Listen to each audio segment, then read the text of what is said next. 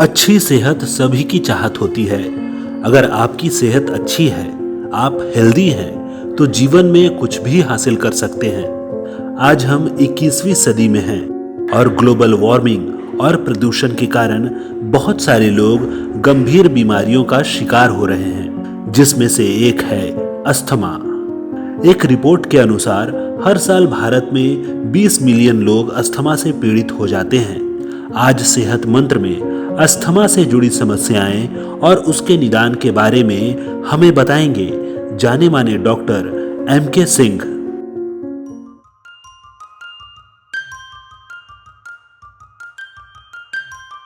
Asthma का पता लगाने के लिए सबसे पहले जो अस्थमा के सिम्टम्स हैं वो जानने इम्पोर्टेंट है। इसमें सांस फूलने की समस्या, अचानक नाक बंद हो जाना या बहुत ज़ोर से लगना कि गले में कुछ अटका हुआ है, ये मुख्य का सिम्टम है जो अस्थमा के रोगियों को आता है सबसे पहले। और अस्थमा जब भी होता है तो उसमें सांस नली, एयरवेज जिसको बोलते हैं, ब्रोंकाई और ब्रोंक्यूल्स लंग्स का, वो कंस्ट्रिक्ट करता है, सिकुड़ता है, जिसके चलते ऑक्सीजन की कमी होती है फेफड़े में और पेशेंट को अनकंफर्टेबल फील होता है, दम फूलने की समस्या आती है और घबराहट, बेचैनी भी बहुत सारे पेशेंट को होता है। हाँ, डॉक्टर से सलाह लेना चाहिए और तुरंत जो अस्थमा के लिए रिक्वायरमेंट है, साफ हवा और जहाँ धूल कण ना हो, धुआं ना हो, वहाँ से दूर वहाँ चले जाए आप। और डॉक्टर से सलाह लेने के बाद ट्रीटमेंट का भी कुछ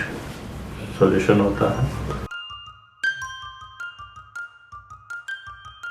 ये अस्थमा का मुख्य कारण बॉडी का इम्यूनिटी होता है, जिसको मास्ट सेल बोलते हैं, हमारे बॉडी में प्रोटेक्शन के लिए होता है। और वो इम्यूनिटी बाहरी चीज़ों से रिएक्ट करता है। वो धूल के कारण भी हो सकती है, ठंड के कारण हो सकती है, फॉरेन पार्टिकल कुछ है उसके कारण हो सकती है। बहुत सारे केस में खाने से भी एलर्जी होता है, वो भी अस्थमा का कॉज होता है। कई सारे पेशेंट में ऐसा देखा गया है कि एक्सरसाइज करने से भी कुछ प्रॉब्लम आता है, अस्थमा जैसा सिम्टम आता है। ज़्यादातर देखा गया है ओल्ड एज में ही, आफ्टर 45 बहुत सारे पेशेंट मिलते हैं अस्थमा के, 60, 70 इस तरह में जाता है। जैसे जैसे एज बढ़ता है, लंग्स की वीकनेस बढ़ती है, अस्थमा ज़्यादा होता है। मगर प्रेजेंट टाइम में पोल्यूशन के कारण अस्थमा अभी बच्चों में भी होने लगा है, बहुत सारे जगहों पर, एडल्ट में भी होता है। जो अनहाइजेनिक कंटामिनेटेड एरिया में रहते हैं उनमें ज़्यादा हो जा रहा है, जिसमें एयर पोल्यूशन हो, डस्ट हो या इंडस्ट्रियलाइजेशन ज़्यादा हो, उस सब जो अस्थमा तो जो भी कॉज है मेनली लंग्स से रिलेटेड ही होता है। मगर देखा गया है कि जिस कारण से अस्थमा होता है उसको प्रकार में लोग मान लेते हैं। जैसे किसी को ठंडे के कारण अस्थमा का अटैक आता है, किसी किसी को फिजिकल एक्सरसाइज के कारण होता है, किसी को फॉरेन पार्टिकल डस्ट से या पोल्यूशन से होता है, धुआं से भी होता है। तो कारण डिवाइड नहीं किया जा सकता, मगर मेनली बॉडी के रूप में ब्रोंकियल अस्थमा और एक होता है जो लंग्स के अंदर डिफेक्ट आ गया तो उसके कारण ब्रोंकियल के अलावा अल्वोलाई में भी प्रॉब्लम आ गया, तो वो दो तरह से मान के चलते हैं लोग। मेडिसिन कंडीशन पर निर्भर करता है कि मेडिसिन ज़्यादातर दवा सभी तरह के अस्थमा में काम करता है। एंटी एलर्जिक हम लोग देते हैं मेडिसिन, और ब्रोंकोडायलेटर होता है, ब्रोंकस जो होता है एयरवे, उसको डायलेशन करने वाली मेडिसिन आती है, स्प्रे होता है और रोटा कैप होता है, वो सब हम लोग दे के पेशेंट को रिलीफ पहुंचाते हैं, जिससे एयरवे डायलेशन होता है और ऑक्सीजन सही मात्रा में जाता है।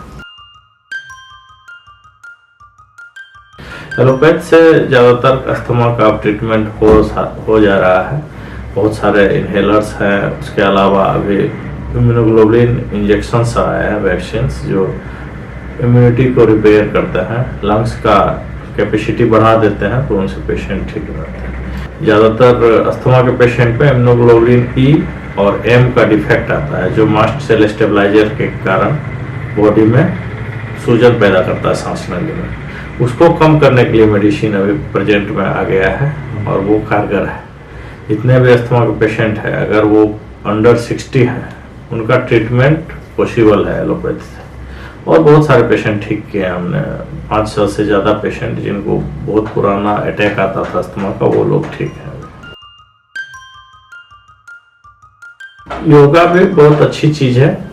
जो प्राणायाम है और योगा है, फिजिकल एक्सरसाइज जो विगरस ना हो, जो लंग्स के लिए उतना हार्मफुल ना हो, वो सभी एक्सरसाइज, योगा, प्राणायाम बहुत कारगर है।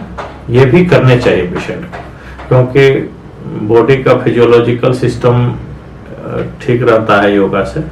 मेडिसिन जो है आपको सेकेंडरी पार्ट है, जब ज़्यादा होने लगे बीमारी तब लेना चाहिए, और मेडिसिन हमेशा नहीं ले सकते आप।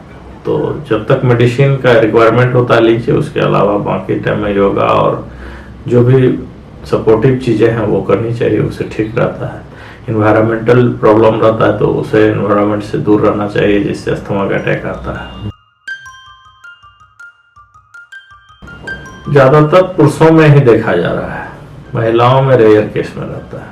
वैसी महिलाएं जो बहुत ज़्यादा धुएं से रूबरू होती है, उन लोगों को रहता है। और अभी हम लोगों के पास जितने केस आते हैं, 100 में 60 केस 70 केस जो है मेल ही होते हैं, जेंट्स को ही होता है। जबकि होना चाहिए महिलाओं में ज़्यादा, क्योंकि धूल से और वो धुएं से ज़्यादा महिलाएं जूझती है।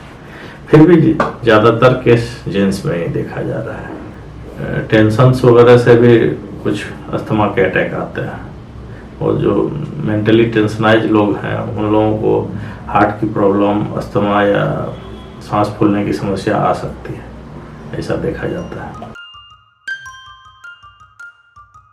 टीका तो नहीं है, मगर जो वैक्सीन मैं बता रहा हूँ वो एक तरह से इम्यूनिटी बढ़ाने वाली मेडिसिन है, इम्यूनोग्लोबुलिन है।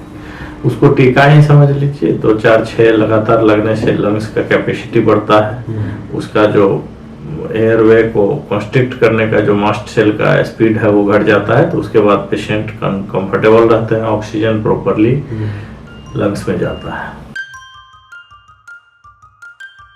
परहेज में जिस चीज से बढ़ता है अस्थमा, सबसे पहले वो परहेज, कोई जरूरी नहीं है कि किसी को डस्ट से ही हो जाए, किसी को धूल से, किसी को ठंड से भी अस्थमा होता है, किसी को डस्ट से होता है, किसी को धुएं से होता है। तो वैसे चीज़ों से परहेज की ज़रूरत है। जिसको जिस चीज़ से ज़्यादा बढ़ता है उससे उस पेशेंट को वो बता रहता है कि this allergens is defective for me. तो उन लोगों से बच के रहना चाहिए। ज़्यादातर 3-4 चीज़ से तो बचना ही चाहिए, धुआं, डस्ट, और जो ठंड का मॉर्निंग का सुबह का जो हवा होता है वो अस्थमा पेशेंट के लिए ज़्यादा हार्मफुल होता है। पॉसिबल है, माँ बाप को अगर अस्थमा रहेगा तो 60% चांसेज है कि बच्चे में आए। अगर जिस दौरान माँ बाप को अस्थमा हुआ है उसके बाद अगर बच्चे पैदा हो रहे हैं तो 2 में से 1 बच्चे को निश्चित अस्थमा का आगे चल के होगा अटैक। ये जेनेटिक जाता है, आगे चल सकता है। अगर बच्चे पैदा होने से पहले नहीं है अस्थमा माँ बाप को तो मे भी नहीं जाए, मगर अगर अस्थमा से पीड़ित है माँ बाप, दोनों में से कोई भी, तो बच्चे को जा सकता है। देखा गया है 60% केस में कि 4 में से 2 बच्चे, 1 बच्चे को हुआ। कोरोना में सबसे ज़्यादा खतरा अस्थमा पेशेंट को है, क्योंकि लंग्स वीक होता है अस्थमा पेशेंट को, और कोविड जो है वो निमोनिया पैदा करता है। जब भी लंग्स में इन्फेक्ट करता है कोरोना तो कोविड निमोनिया होता है, जिसके चलते हैं पेशेंट डैमेज हो रहे हैं। जितने भी केस, डेड केस हुए हैं अस्थमा ये कोविड का, उसका कारण है निमोनिया। तो कोविड पेशेंट जो भी है उनसे तो दूर रहने के साथ साथ सभी लोगों से अस्थमा वाले को दूर रहना चाहिए जब तक कोविड का असर है इलाके में। अस्थमा वाले को मास्क हमेशा लगाने की ज़रूरत है। पहले जब कोविड था तब भी, और नहीं जब था तब भी जरूरी था, क्योंकि अस्थमा वाले को जब भी एलर्जेंस घुसेगा अंदर तो उसको अटैक आएगा। अस्थमा के अटैक के कारण बहुत सारे पेशेंट को हार्ट फेल होने की संभावना भी रहती है। अगर विगरस अटैक आ गया बहुत ज़्यादा जोरदार तो हो सकता है कि हार्ट में कुछ प्रॉब्लम आ जाए, हार्ट अटैक भी में भी पॉसिबिलिटी होती है। तो इसलिए कोविड में सबसे ज़्यादा बचने की ज़रूरत है। वो कंडीशन पर निर्भर करता है। अगर आप अंडर 50 हैं तो जड़ से संभावना है कि ख़त्म हो जाए। अगर चेस्ट स्पेशलिस्ट अच्छे हैं, आपको सही डायरेक्शन में ट्रीटमेंट करेंगे तो होता है। हमने बहुत सारे पेशेंट को ठीक किया है जड़ से। उन लोगों को कोई मेडिसिन नहीं चल रही है, कोई इनहेलर नहीं चल रहा है, और अभी तक जो भी पेशेंट है सेटिस्फाइड पेशेंट है। फिर हो सकता है 10 साल 20 साल बाद कुछ समस्या आए, वो तो दूसरी बात है, मगर अभी जो प्रेजेंट में 5 साल 10 साल में हमने देखा है वो पेशेंट सभी ठीक हैं। वो इम्यूनोग्लोबुलिन लगने के बाद पेशेंट को कोई समस्या नहीं आ रही है। और थोड़ा सा लाइफ स्टाइल में भी ध्यान रखना पड़ता है पेशेंट को कि हम किस तरह से बच के रहें कि अटैक ना हो, अस्थमा बढ़े नहीं, ये भी बात है। जो भी बचपन निमोनिया या टीबी पेशेंट है उनका लंग्स शुरू से ही वीक होता है, कमजोर होता है, तो उसको अस्थमा होने का संभावना और से दुगुना रहता है। अगर जो नॉर्मल पेशेंट है उसको थोड़ा सा है चांसेस, मगर जो पहले से निमोनिक या ट्यूबरकुलोसिस से रिलेटेड कोई बीमारी हुई है तो उसका फेफड़ा कमजोर होता है, उनको ज़्यादा चांसेज है होने का। तो वैसे केस में पेशेंट को शुरू से ही कोशिश करना चाहिए कि उसका बॉडी मजबूत रहे, समय पर सभी टीके लगने चाहिए, और साथ साथ लंग्स को बचाने से और सांस नली में कोई इन्फेक्शन ना हो उसके बचाव के लिए कोशिश करनी चाहिए। सिगरेट स्मोकर को अस्थमा होने का संभावना बहुत ज़्यादा रहता है। तो सभी जो भी पेशेंट सुन रहे हैं, देख रहे हैं, उन लोगों को अगर सिगरेट पी रहे हैं तो उनको सिगरेट को धीरे धीरे सिगरेट, बीड़ी या तंबाकू से रिलेटेड जो भी प्रोडक्ट है उनको कम करने की ज़रूरत है। तो उससे रेस्पिरेटरी डिजीज और अस्थमा, कोई भी और बीमारी भी बचाव होगा उससे।